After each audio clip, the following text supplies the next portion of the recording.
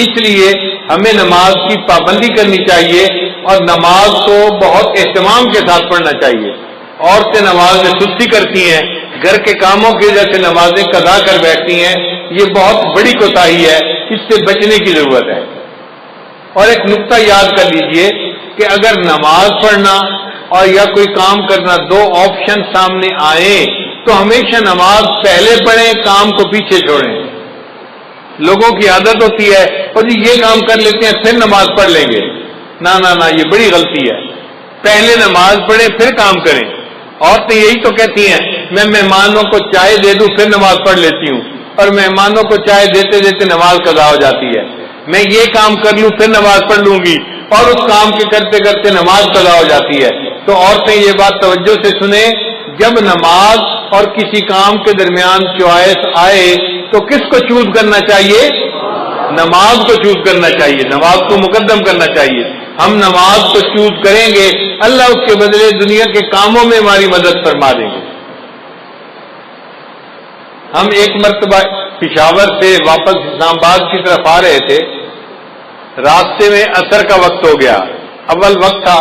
میں نے دوستوں کو کہا کہ بھئی نماز کے لیے روکو، پہلے نماز پڑھیں گے پھر آگے سفر کریں گے.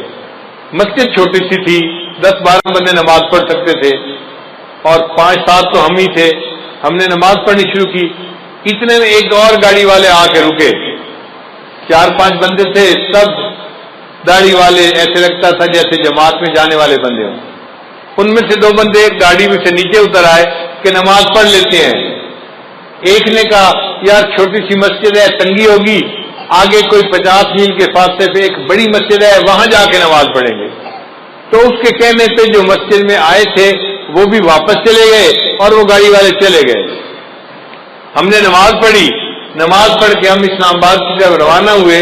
ہم 5 کلومیٹر آگے آئے تو ہمیں پتہ چلا کہ وہ جو کار میں چند لوگ بیٹھے ہوئے تھے ان کی گاڑی کا ایکسیڈنٹ ہوا تھا، کار بالکل تباہ ہو گئی تھی، اور کھڑے وہاں لوگوں نے بتایا کہ اس میں سے 2 بندے فوت ہو گئے تھے.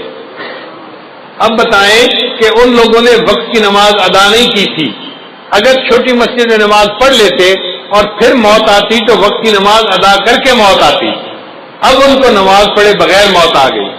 اس لیے جب نماز کا وقت آئے پہلے نماز پڑھیں پھر باقی جو بھی کام ہے وہ کریں، اور اگر اس طرح کریں گے تو اللہ مدد کریں گے. ایک عرب کا واقعہ سن لیں، میں اپنی بات کو مکمل کرتا ہوں کہ وہ دیہاتی آدمی تھا اور اس کا نہری پانی کا معاملہ تھا اور زمین میں پانی دینے کا مسئلہ تھا. تو بیوی نے کہا دیکھیں فصل خشک کھڑی ہے، آپ پہلے پانی دے دیں اور پھر آپ اگر نماز کا وقت بچے تو جائیں، ورنہ اگر جمعہ قضا بھی ہو گیا تو کیا فرق پڑتا ہے. اس نے کہا ہرگز نہیں، میں جا کے جمعہ پڑھوں گا اور پھر بعد میں آ کے دیکھوں گا پانی کا وقت بچتا ہے یا نہیں بچتا. دونوں وقت ایک جیسے تھے، ادھر جمعے کا وقت تھا، ادھر پانی کا وقت تھا. خیر بیوی چپ ہو گئی. اب جب وہ جمعے کے لیے نکلنے لگا نا تو پتہ چلا کہ ان کا جو اونٹ تھا وہ کہیں بھاگ گیا تھا.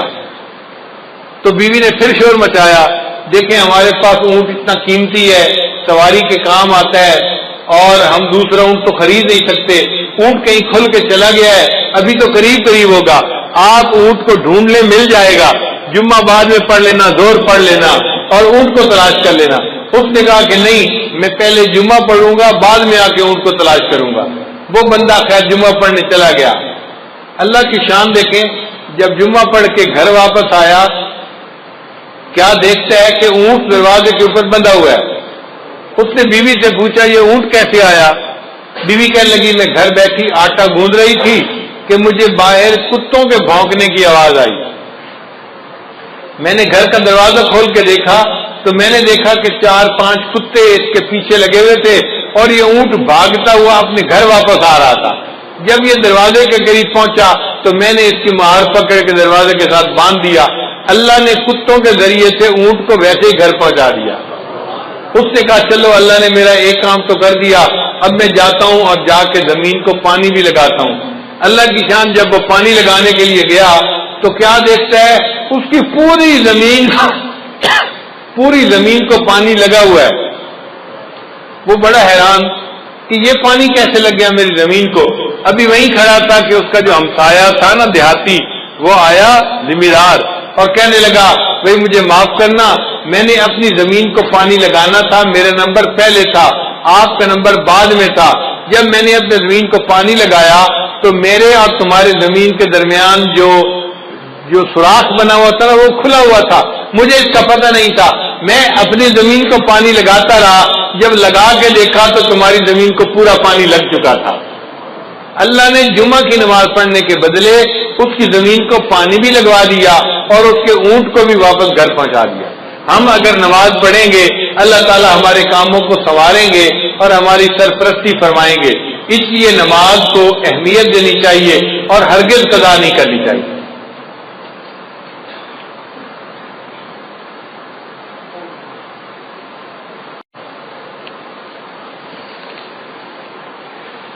میری زندگی تو فراق ہے وہ ازل سے دل میں مکی سہی،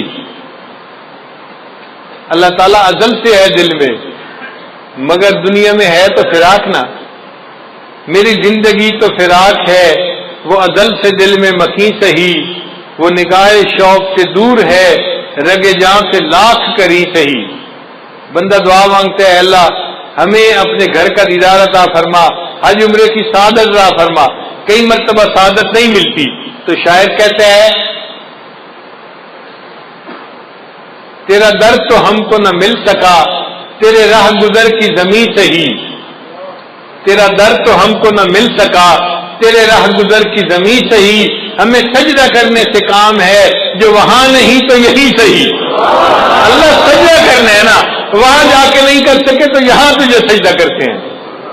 اور آخر پہ کہتے ہیں سرے طور ہو سرے حشر ہو ہمیں انتظار قبول ہے۔ آج دنیا میں ہم غیب کے سجدے کر رہے ہیں، اللہ ہمیں قیامت کے دن دیدار کے ساتھ سجدہ عطا فرمائیں گے۔ سرے طور ہو سرے حشر ہو ہمیں انتظار قبول ہے، وہ کبھی ملے وہ کہیں ملے، وہ کبھی صحیح وہ کہیں صحیح۔ اللہ ملنے کا وعدہ تو کرے، کہیں ملنے کا وعدہ کرے، کبھی ملنے کا وعدہ کرے، ہم انتظار کرنے کے لیے تیار ہیں مگر ہم آپ کا دیدار کر کے رہیں گے اور قیامت کے دن آپ کے قدموں پہ سر سجدے میں ڈال کر رہیں گے۔ اللہ تعالیٰ ہمیں نماز کا پکا پابند بنا دے۔ وآخر دعوانا ان الحمد للہ رب العالمین۔